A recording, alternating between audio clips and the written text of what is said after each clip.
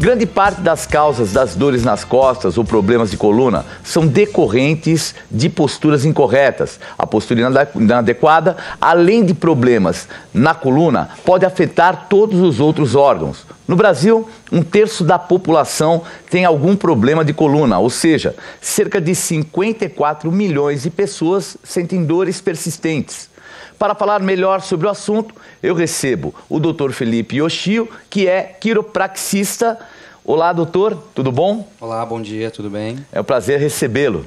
Prazer é todo meu. E também recebo aqui o Alexandre Hoffman, que é paciente do Dr. Felipe. Tudo bem, Alexandre? Tudo bem, bispo.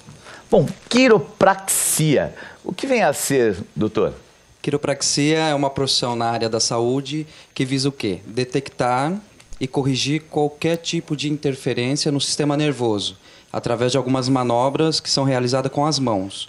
Tá? O maior enfoque é para a coluna vertebral, onde todo o seu sistema nervoso está alojado, né? E da coluna vertebral, consequentemente, você vai ter alguns nervos que estão indo para os seus órgãos, né? E quando você tem um pequeno desvio ou uma interferência, você pode estar prejudicando o resto do teu corpo.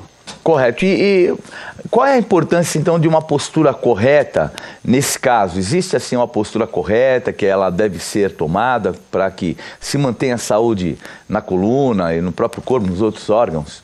Sim, tem toda uma biomecânica, uma maneira correta para se agachar, para pegar um objeto, para pegar uma caixa mais pesada, quando você tem que fazer um trabalho na frente do computador, né? Então tem toda uma sequência correta como você se portar, porque o teu corpo funciona como um investimento. Uhum. Se você faz um mau investimento na juventude, quando você chegar na fase madura, vamos dizer assim, você não vai colher os frutos da vida, vamos dizer assim, né? Você vai colher mais as dores.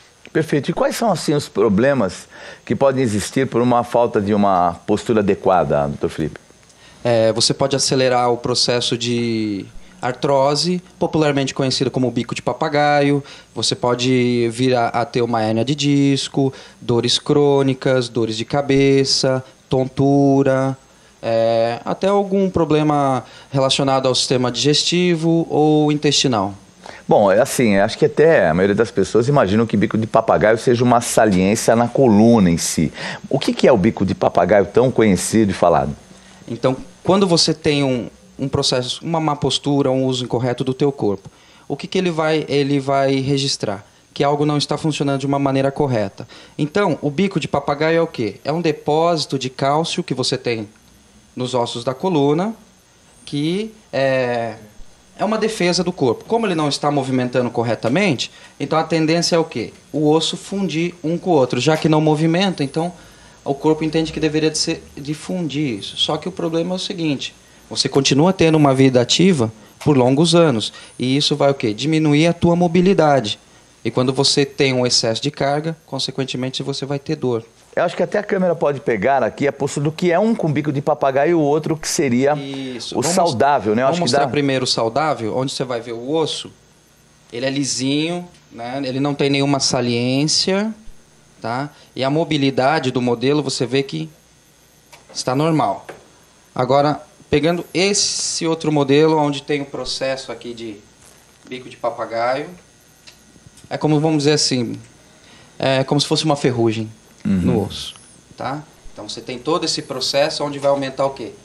A rigidez do corpo.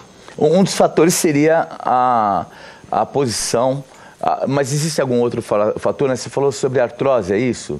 Isso. Então o que é? Um crescimento exagerado de cálcio, um depósito a mais? Mas é ligado à postura ou é algo... Aumento de carga também, né? Também. Se você pega uma carga excessiva todos os dias, né?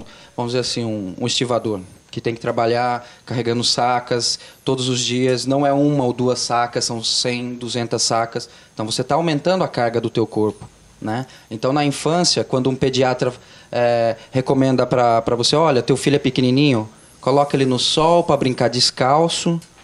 Para quê? Para você estar sedimentando cálcio, fazendo uma reserva de cálcio no teu esqueleto. O processo de bico de papagaio é a mesma coisa.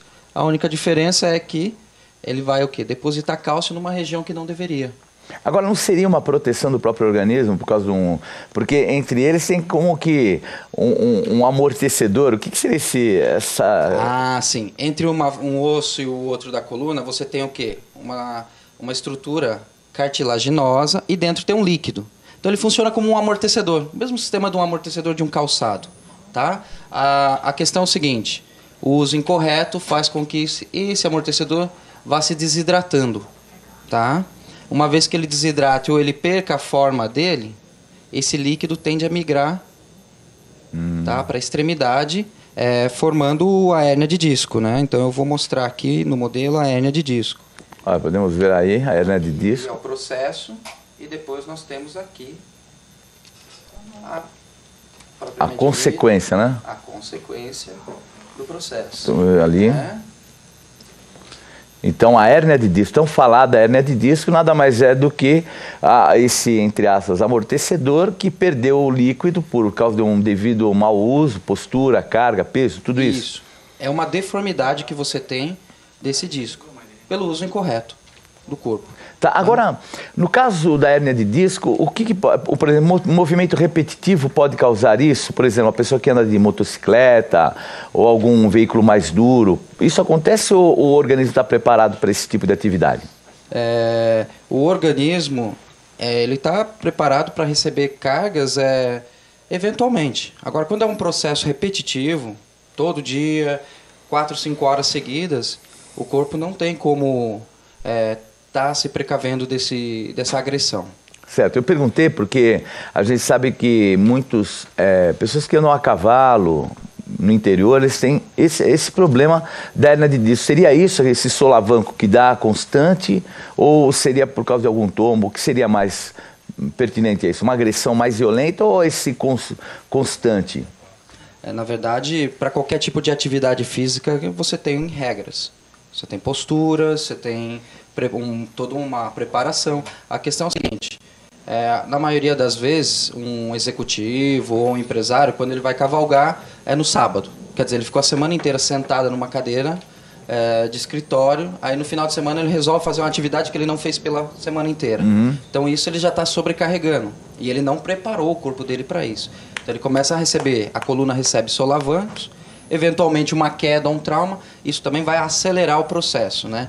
Importante lembrar que a maior prevalência de hérnia discal na população são em jovens. Em jovens? Em jovens. Vida mais ativa, maior quantidade de líquido no disco, né? O disco está mais hidratado. Eu pensei que era até ao contrário, sabia? Não.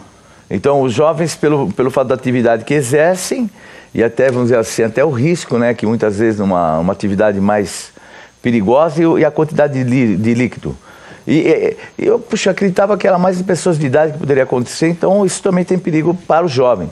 Às vezes o que acontece, até próprio no consultório, chega um senhor de 60, 70 anos e ele fala, olha, eu tenho hérnia de disco, eu adquiri uma hérnia de disco ontem. Eu falo, olha, vamos dar uma olhada nos exames. Aí consta no exame, você já tem todo um histórico. E, na verdade, o que aconteceu? Ele adquiriu a hérnia de disco na juventude, só que nunca reclamou. Né? A coluna dele nunca brigou com ele. Aí, quando ele chega numa fase mais madura, ele vai pegar um peso, ele vai tirar uma mala do porta-malas, ele sente aquela fisgada na coluna. Vai até o médico, no exame vai constar que ele tem a hérnia. Né? Mas ele usa o quê? A dor para aferir a cronicidade do problema dele. Entendi. Quer dizer, poderia ter sido evitado antes, mas só com a dor, quer dizer, já é um estágio que já está um pouco avançado.